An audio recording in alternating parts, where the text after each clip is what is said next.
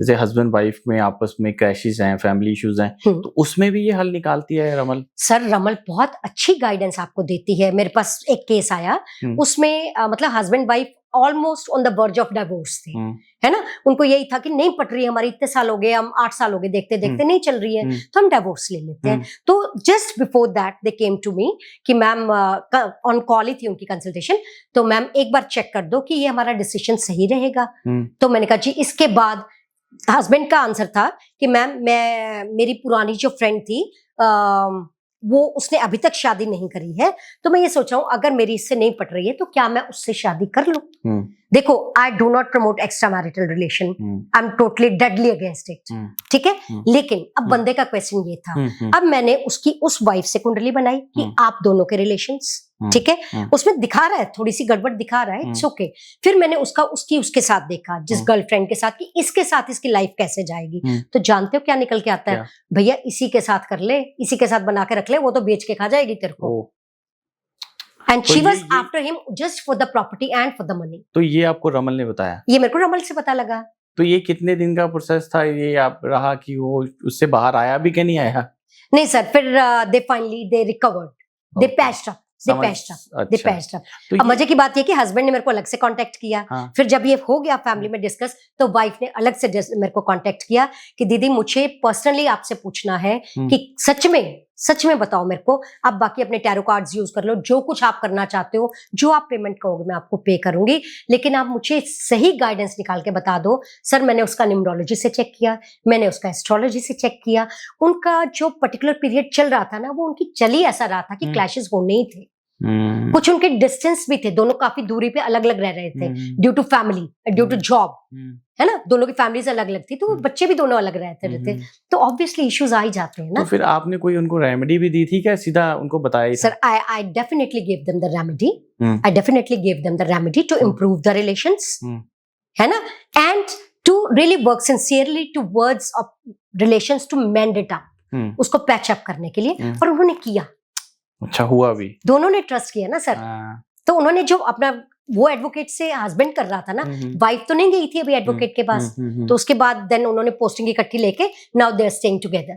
Good, ठीक हो गया उनका। दोनों ठीक है। अच्छा, ये अब ये तो हो गया कि आपको पे कर रहे हैं, कि पैसा अच्छा खासा दे दिया आपको, है ना, आपने उनको फीस रखी। तो ये आम लोग हैं जो पैसा अफोर्ड नहीं कर सकते, तो वो क्या करें, उनके लिए क्या रेमेडीज हैं? सर जरूरी थोड़ी होती है कि रेमेडी पैसे देने से ही मिलती है, ऐसी बात नहीं है। मैंने आपको पहले भी बताया था कि मैं बिजनेस कंसल्टेशंस देती हूँ। तो बिजनेस कंसल्टेशन में हम लोगो बनाते हैं, हम कंपनी का नाम डिजाइन करते हैं, हम उनके किसके पास कौन सा मोबाइल नंबर होगा उनकी टीम में, उनके रिसेप्शन पे क्या होगा, उनके अकाउंटेंट के पास क्या होगा, सेल्स टीम के पास क्या होगा, पूरा, और उनका मैं सारा सेटअप करके देती हूँ, बताती हूँ वास्तु के हिसाब से ऐसा होगा, तो ऑब्वियसली उस हिसाब से मैं उनसे पैसे भी लेती हूँ। 1.25 लाख से कम मैं लोगो बनाती ही नहीं हूँ, है ना, क्योंकि मैं सारा पूरी बिजनेस कंसल्टेशन पूरी पकड़ती हूँ उनकी। ठीक है सर। अब उसके कंपैरिजन में आप देखो, मेरे घर में मेड काम कर रही है, उसका कोई इश्यू आ रहा है, तो वो तो मेरे को 1100 रुपए भी नहीं दे पाएगी ना। 1.25 लाख तो छोड़ दो, मैं उसको बोलती हूँ आप मेरे को 11 रुपए दे देना, ठीक है। वो 11 रुपए मैंने डोनेशन बॉक्स अलग रखा हुआ है सर। मैं अपनी इनकम का जो भी मेरे चाहे ऑनलाइन ट्रांजैक्शन आती है, कुछ भी आता है, मैं पहले अपने वॉलेट से 10% निकाल के अलग करती हूँ। दशांश 10 जो उसका 1/10 है, हाँ 10 जो है वो अलग कर देती हूँ। वो मेरा यूज होता है काउ फीडिंग में, डॉग फीडिंग में, कहीं ऐसी जगह जहाँ पे जरूरत है, वो उसी काम में जाना है। उसमें आप भी तो भागीदार हो गए ना। सपोज आपने मेरे से कंसल्टेशन लिया, आपने मुझे पैसे दिए, आपके उस पैसे में से ही तो 10% मैंने भी वहां दिया है ना। सो सभी का कलेक्टिव कर्मा इंप्रूव होता है। अच्छा, उनके लिए तो सर मैं उसको 11 रुपए में भी कंसल्टेशन देती हूँ, मैं ये बता रही हूँ। फॉर एग्जाम्पल चलते फिरते किसी ने पूछ लिया, है ना, जैसे ट्रैवल कर रहे हो या कुछ भी है, तो कोई काम उसका अटका हुआ था बंदे का, मैंने उनको रेमेडी बता दी, और वो भी इंट्यूटिवली होता है, हर बार नहीं होता है कि तुम हर बंदे के लिए रेमेडी बता दो। उसका लक होगा तभी आप पहुंचोगे, वहां पर मिलोगे, तभी उसको शायद सीट मेरे साथ मिली है, तभी हम इकट्ठे बात कर रहे हैं। कुछ अलाइनमेंट होता है आपस में, कुछ ना कुछ अलाइनमेंट तो है कहीं ना कहीं से, है ना। तो फिर मैं उनको बोलती हूँ कि देखिए हमारा इसके बाद मिलना नहीं होगा, आपका ये काम हो जाएगा, ये मैं आपको गारंटी से कहती हूँ। आप ये रेमेडी कीजिए, जिस दिन आपका काम हो जाए आप किसी भूखे को खाना खिला दीजिएगा, उसमें मेरा भी कर्मा उससे नहीं बंधा, उसका भी आगे यूनिवर्स को थैंक्स हो गया। अच्छा मैम, ये चीज बताओ, ये कर्मा क्या बंध जाता है जो किसी को पे नहीं करता एस्ट्रोलॉजर को, या कोई आपको साथ रमल विद्या के साथ, ये क्या होता क्या है ऐसा?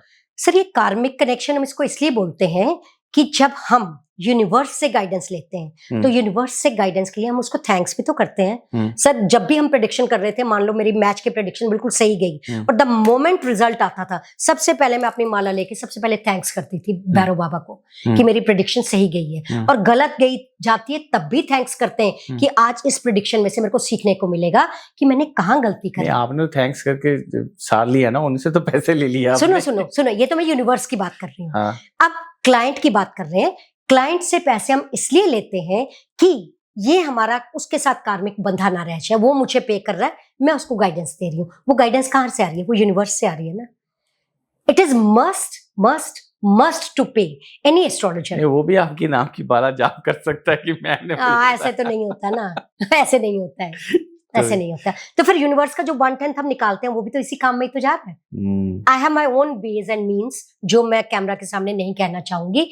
मैं अपने तरीके से यूनिवर्स का थैंक्स बहुत अच्छे से कर देती हूँ और सब उन्हीं की बदौलत है मैं कौन हूँ। अच्छा, आप मुझे ना कुछ रेमेडीज बताओ जो आम लोगों के लिए सही हो, जो जैसे कि कोई इंसान के पास पैसा नहीं आ पा रहा, उसके लिए क्या रेमेडी होगी, या कोई किसी को हेल्थ इशू है उसके लिए क्या रेमेडी होगी, किसी की शादीशुदा लाइफ में प्रॉब्लम चल रही है उसके लिए क्या होगी, बच्चा नहीं हो पा रहा उसके लिए क्या होगी, ऐसी कोई रेमेडीज हैं तो वो बताओ।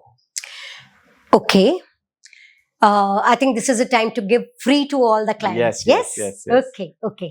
I'll be too happy to serve. Thank you. देखिए, किसी भी लाइफ की प्रॉब्लम को हम 4 पार्ट्स में बांटते हैं। हम कहते हैं ये तो हेल्थ से रिलेटेड प्रॉब्लम आ रही है, रिलेशनशिप से आ रही है, करियर से आ रही है, मनी से रिलेटेड आ रही है। तो इसको हम HRCM फैक्टर बोलते हैं। HRCM। तो अब हम शुरू करते हैं। अगर हेल्थ से रिलेटेड है प्रॉब्लम है तो हम क्या करते हैं, ऐसी रेमेडी बताते हैं जो सारे परिवार के लिए अच्छी हो। एक पर्टिकुलर पर्सन के लिए क्यों बोलना। तो हम घर का सेंटर देख लीजिए आप। इंची टेप लेके नापने की जरूरत नहीं है, अंदाजे से पता लग जाता है कि मेरे घर का सेंटर है। अगर तो आप वास्तु करते हो या वास्तु का थोड़ी बहुत नॉलेज है, या आप अपने वो कंपास लेके, फोन का कंपास लेके खड़े हो जाओ और उसमें से देख लो आपका सेंटर ऑफ हाउस, आप जहाँ खड़े हो तो पता लग जाता है। ठीक है जी। वहां पे आपने सिट्रीन का बॉल रखना है। जैसे मेरे पास क्रिस्टल पड़ा है, मेरे पास व्हाइट पड़ा हुआ है क्लोज का, आप सिट्रीन का ball middle of the house रख सकते हो। उससे सभी की हेल्थ अच्छी रहेगी। अच्छा। नहीं तो टेबल पे, सेंटर टेबल पे आप सिट्रीन का ट्री रख सकते हो। उससे सारे घर में एनर्जी हो रही है जी। राइट। हेल्थ का हो गया हमारा। हेल्थ के बाद रिलेशनशिप, हस्बैंड वाइफ के रिलेशनशिप में थोड़ी तनातनी चल रही है तो हम कहते हैं अपने बेडरूम में कपूर जला लो। ठीक है जी। और जो बेडशीट बिछा रहे हो फ्रेश, अच्छी, सही सी, क्रश या गंदी नहीं डालनी। और एक हम रिकमेंड करते हैं, ये रोज क्वार्ट्ज की बनी हुई डक का पेयर है, इसको हम बोलते हैं, इसको आप अपने बेडरूम में साउथ वेस्ट डायरेक्शन में रखें। ये क्या काम करती है? ये भी रिलेशनशिप इंप्रूव करती है। यू सी, चोंच में चोंच फंसी हुई है। माय गॉड, है ना। तो ये भी एक रेमेडी है। चोंच से चोंच भी फंसी है, नीचे हार्ट भी बन रहा है। हाँ, मतलब that shows the bonding. Yes, that shows the bonding, alignment. Okay, है ना। तो यही रखना है। ये तो है ही है सर, ये एक रेमेडी है। This could be one remedy, है ना। बंदा खुद क्लियर ये रोज क्वार्ट्ज पहन भी सकता है। और अगर आप अपने बेडरूम में कपूर जलाना शुरू कर देते हो, थोड़ा सा, अगर बीपी इशू है तो थोड़ा ध्यान से, है ना, एक चुटकी डालो, एक ही चुटकी मिट्टी के दिए में डाल के जला दो, इनफ। आपने एक मैसेज ही तो देना है, एनर्जी से तो क्लेंस करनी है आपने।